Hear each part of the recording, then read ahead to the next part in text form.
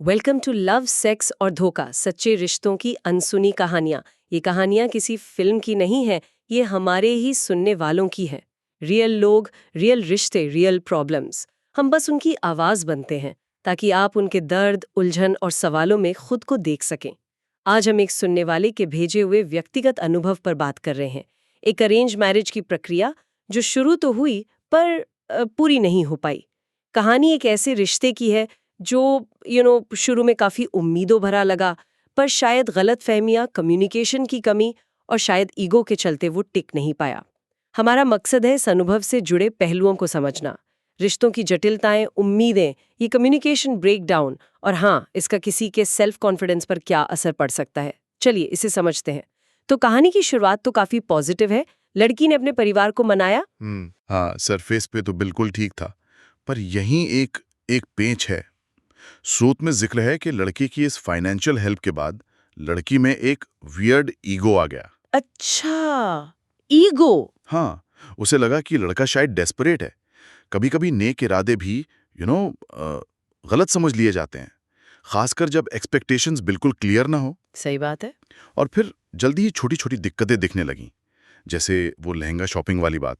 लड़के को इनवाइट ही नहीं किया गया। हाँ, और बाद में कहा गया कि वो बिजी होगा, वीडियो कॉल से बचना, लड़के के दिन के बारे में, उसकी फीलिंग्स में कोई खास इंटरेस्ट ना दिखाना। ये छोटी बातें लड़के को परेशान कर रही थी। और देखिए, ये जो छोटी बातें होती हैं ना, अक्सर ये बड़े अंडरलाइंग इश्यूज की तरफ इशारा करती हैं। शायद इमोशनल अनअवेलेबिलिटी थी या प्रायोरिटीज का मिसमैच। मतलब क्या वो रिश्ते में उतनी ही इन्वेस्टेड थी? यही सवाल है। लड़के को कॉल्स या फोटोज के लिए कहना पड़ रहा था। ये दिखाता है कि कनेक्शन में कहीं ना कहीं कमी थी। ये रेड फ्लैग्स थे शायद, जिन्हें तब नजरअंदाज किया गया। फिर वो लहंगा शॉपिंग हुई। जब लड़के को बुलाया तब तक लहंगा फाइनल हो चुका था। फिर भी उसने वो महंगा लहंगा खरीद दिया, शायद ये सोचकर कि चलो लड़की खुश है। पर बाद में उसने साड़ियों को लेकर मजाक किया। हाँ, कि लहंगा इतना महंगा है, साड़ियाँ तो अब सिंपल ही लेनी पड़ेंगी, कुछ ऐसा। एग्जैक्टली। यहाँ लगता है लड़का शायद शायद रिश्ते को बचाने के लिए एडजस्ट कर रहा था, कॉम्प्रोमाइज कर रहा था। हाँ, लेकिन उसका वो मजाक, जो शायद बहुत हल्के फुल्के मूड में कहा गया हो, बिल्कुल। वो बाद में उसके खिलाफ इस्तेमाल हुआ। ये दिखाता है कि रिलेशनशिप में ट्रस्ट, मतलब श्रद्धा और अंडरस्टैंडिंग की कितनी कमी थी। सही कहा। यहीं पर विवेक, मतलब समझदारी चाहिए थी। क्या माहौल ऐसा है कि मजाक को मजाक समझा जाएगा? और फिर रिश्ता टूटा बहुत अचानक। लड़की के छोटे जवाब आने लगे, जैसे उसके पिता ने लड़के का कॉल इग्नोर किया और फिर बिना आमने सामने मिले सीधे मैसेज पर लेट्स एंड इट। और वजह वजह बताई गई, लड़के का गुस्सा। हाँ, गुस्सा। देखिए, ये मुझे कॉन्फ्लिक्ट अवॉइडेंस का मामला लगता है। मतलब सीधे बात करने से बचना और रिश्ता ही खत्म कर देना। क्या वाकई सिर्फ गुस्सा वजह थी, या ये पहले से तय था और गुस्सा बस एक बहाना बन गया? परिवार का दबाव भी, जिसका जिक्र है, अक्सर ऐसे फैसलों में बड़ा रोल निभाता है। और वो हिस्सा दिल तोड़ने वाला है, जब लड़का रात भर लड़की के घर के पास इंतजार करता रहा, शायद बात करने के लिए। हाँ, सोचिए जरा उसकी हालत। और सुबह लड़की का जवाब आता है, you shouldn't drop so low, you make me feel guilty. उफ, ये बहुत हर्टफुल रहा होगा, और इससे लड़के का सेल्फ कॉन्फिडेंस कितना गिरा होगा। बिल्कुल।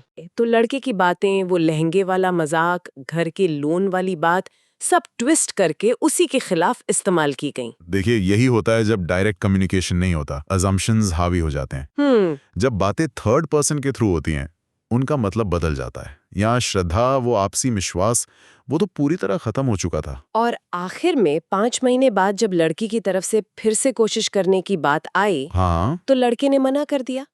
साफ कहा कि उसे शादी में लव और रोमांस चाहिए, ये कोई ट्रांजैक्शनल डील नहीं है। ये बहुत जरूरी है कि उसे आखिर में क्लैरिटी मिली कि उसे रिश्ते से क्या चाहिए, और उसका सेल्फ कॉन्फिडेंस वापस आया, दोस्तों और परिवार के सपोर्ट से। हाँ, ये अच्छी बात है। ये कहानी दिखाती है कि धैर्य रखने से, समय देने से इंसान मुश्किल दौर से उबर सकता है। उसने अपने लिए सही फैसला लिया। तो इस पूरी कहानी से, इस अनुभव से क्या सीख सकते हम? शायद यही कि रिश्तों में, चाहे अरेंज्ड हो या लव, ओपन कम्युनिकेशन, ट्रांसपेरेंसी और म्यूचुअल रिस्पेक्ट कितना ज्यादा जरूरी है। बिल्कुल। और ये भी कि अपना सेल्फ वर्थ किसी रिश्ते पर डिपेंड नहीं करना चाहिए। रेड फ्लैग्स को पहचानना और सही समय पर विवेक का इस्तेमाल करना, ये बहुत जरूरी है।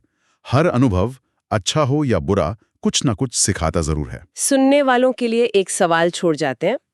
इस कहानी को देखते हुए क्या आज के अरेंज्ड मैरिज सेटअप में लव और रोमांस की उम्मीद रखना स्वाभाविक है, या ये एक ऐसी एक्सपेक्टेशन है जो शायद हमेशा पूरी न हो?